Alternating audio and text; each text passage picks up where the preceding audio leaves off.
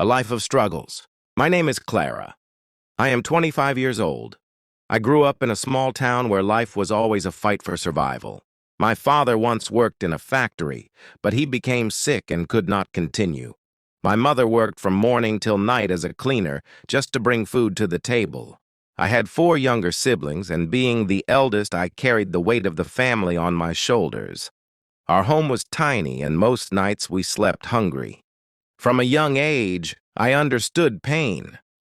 I watched my mother's hands bleed from endless cleaning, and my father cough through the night with no proper medicine. I often thought about leaving school to earn money, but deep inside I carried a dream. I wanted to become a nurse. I wanted to wear the white uniform and care for the sick, because I knew how it felt when no one was there to help. But people around me never believed in me. Some of my classmates mocked me because of my torn shoes and old clothes. They said, "Clara, you will end up just like your mother." Their words were cruel, but I used them as fuel. At night, I whispered to myself, "One day I will show them who I really am." That belief became my secret strength. My parents encouraged me, even though they were weak and tired. My mother would say, "Clara, never give up on your books. Education is your only key to escape this life." Sometimes we had no electricity, so I studied under a small oil lamp. My stomach would ache with hunger, but my mind kept dreaming about hospitals, patients, and the day I would help others. That was my beginning. A poor girl with no money, no support from society, but a dream stronger than all my problems. I didn't know how I would become a nurse, but I held on to faith.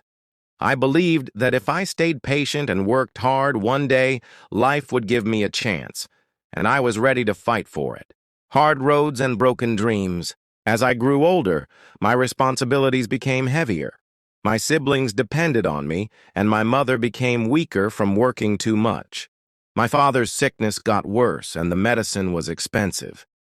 There were many days when I thought about quitting school. Some of my friends had already dropped out to work in shops or factories. They told me, "Clara, dreams don't fill empty stomachs." Their words hit me, but I refused to surrender. The biggest struggle was money. School required books, uniforms, and fees. Sometimes I went to class without proper materials, and the teachers scolded me. I would walk home with tears in my eyes. At night, I stitched torn notebooks together to keep my notes safe. I shared one pen with my younger brother. We laughed about it sometimes, but deep down it was painful. One day, my mother asked me if I wanted to leave school and work as a maid with her. She said, "At least we can earn a little more money." My heart broke, but I said, "No, Mama, please let me continue. I promise I will change our life one day." She looked at me with tired eyes and nodded. From that day, I made a stronger promise to myself. I would never stop until I wore that nurse uniform. But life was not easy. People in our neighborhood loved to gossip. They told my parents, "Why are you wasting money on Clara? She will never become anything." Their words filled me with fire. I worked harder than before. I studied late into the night, even when I was exhausted from housework. I started helping my classmates with their lessons, and slowly I became one of the top students in my school. Even then, the road ahead was full of struggles. High school was expensive, and college seemed like a faraway dream. But I was not ready to give up. I knew my journey was just beginning, and I was willing to fight for every step. I believed that one day my hard work would break the chains of poverty. The dream of nursing. When I finished school, I faced the biggest question of my life. What next? My heart told me to study nursing, but my family's empty pockets told me otherwise. Nursing school required fees that my family could never afford. I cried for nights, thinking my dream would die before it could even begin. But then, something happened that gave me hope. One of my teachers saw my dedication and told me about a scholarship program. She said, "Clara, you have the marks and the determination. Apply for this. It may be your chance." My hands shook as I filled out the forms. I prayed every day for a miracle. Weeks later, the letter came. I had been accepted with partial funding. Tears rolled down my face as I hugged my mother. For the first time, I felt the door to my dream opening. But even with the scholarship, life was still hard. I had to work small jobs to pay for books, transport, and uniforms. I cleaned tables at a local cafe early in the morning and studied during the day. Sometimes I worked late at night as a babysitter.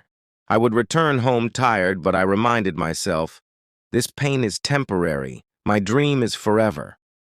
Those words kept me moving. Nursing school was tough.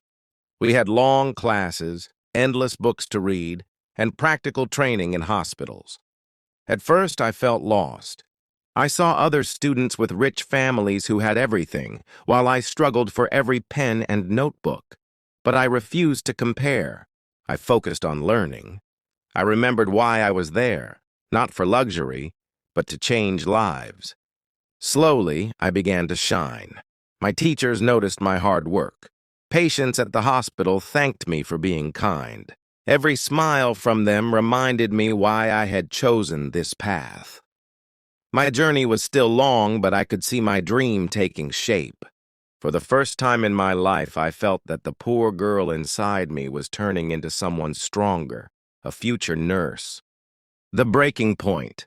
As I continued my nursing studies, the struggles did not end. Some days I wondered if I had made the right choice. Money was always short. I often skipped meals to save money for bus fare. My shoes were worn out, and I had only 2 uniforms that I washed again and again. At times, I felt ashamed when I stood beside other students who looked neat and confident. But then I told myself, Clara, your future will not be decided by clothes. It will be decided by your heart. The hospital training was the hardest part. I had to spend long hours on my feet taking care of patients, lifting heavy things and cleaning wounds. There were times I felt weak and tired, but when I looked at the patients, I reminded myself why I chose this path.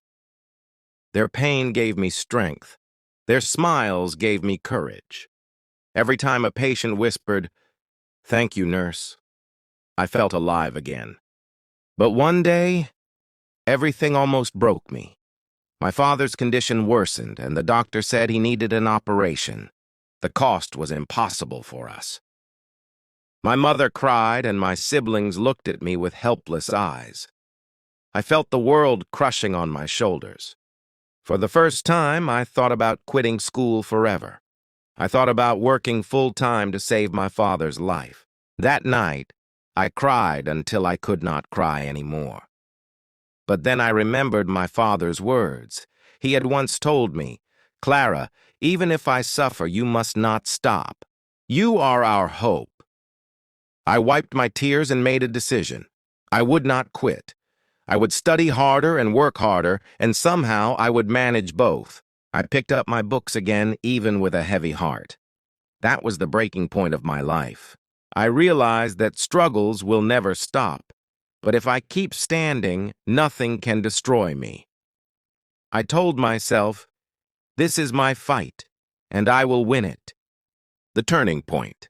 Months passed, and slowly my hard work started to bring results.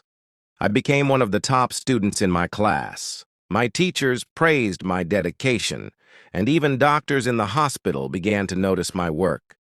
They said, "Clara, you have the heart of a real nurse." Those words were like gold to me. They gave me the energy to keep moving forward. Around that time, I applied for a government program that supported young nurses. It was very competitive, and only a few students were chosen. I prayed every day and gave my best in the exams and interviews. Weeks later, I received a letter. My name was on the list. I had been selected. Not only would the program pay for my final year of studies, but it also promised a job opportunity after graduation. When I read the letter, I ran home crying. My mother hugged me tightly and said, "Clara, your dream is becoming real." My father, even with his weak body, smiled with pride. My siblings clapped and danced around me. For the first time, I felt the heavy chains of poverty breaking. The girl who once studied under a candlelight was now stepping into a brighter world. From that moment, I pushed myself even harder. I studied day and night, trained with full dedication, and gave my best in everything. I no longer felt like the poor girl people laughed at. I felt like a warrior, ready to win her battle. My classmates, who once ignored me, now came to me for help. Respect began to replace the mockery. That was the turning point of my journey. For years, I had carried pain and hunger, but now I could see the reward of patience. I realized that success does not come fast. It comes slowly, step by step, but when it arrives, it changes everything. The white uniform. Finally, the day I had dreamed of since childhood arrived. I graduated from nursing school. On the morning of the ceremony, I wore the white nurse uniform for the very first time.